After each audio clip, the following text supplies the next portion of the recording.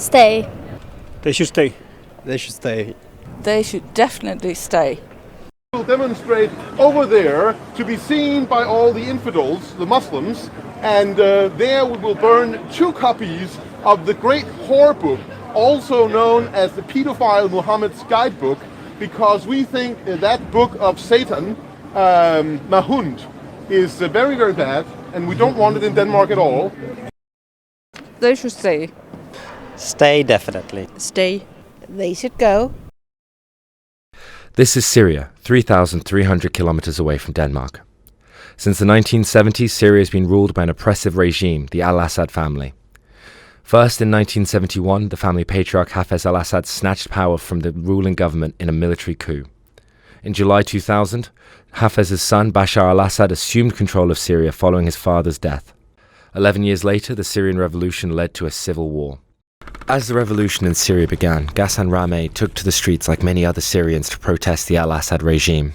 As the revolution in Syria took place, like the many people in Syria, went to the streets and demonstrate against Bashar al-Assad's regime. As you know, that the regime has responded very well, very violence, and he started to kill the civilians.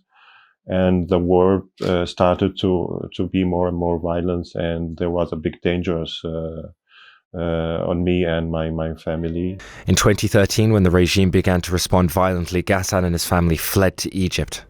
Unfortunately, as they arrived, the General Sisi regime took over in the country, making it unsafe for refugees.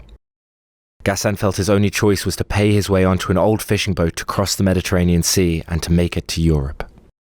It was very, very difficult. We have been in the sea for 11 days, and then comes a storm. We was in a very, very old fish boat, and the boat actually fall apart. And then comes the Navy, the Greek Navy, and they rescued us. That was the point where I took my pictures from my family and said goodbye, because I was alone. My family stayed in Egyptian. And there was some point that I took the picture and said goodbye to them. The debate surrounding Syrian refugees in Denmark is a difficult one. It is complex and it is emotive. So what we need from you is to tell us what you really want to learn more about. Is it the political context here in Denmark surrounding refugees? Is it the reality of life for refugees here in Denmark? Or is it the realities of life back home in Syria? Let us know in the comments, message us, email us, whatever it is, let us know.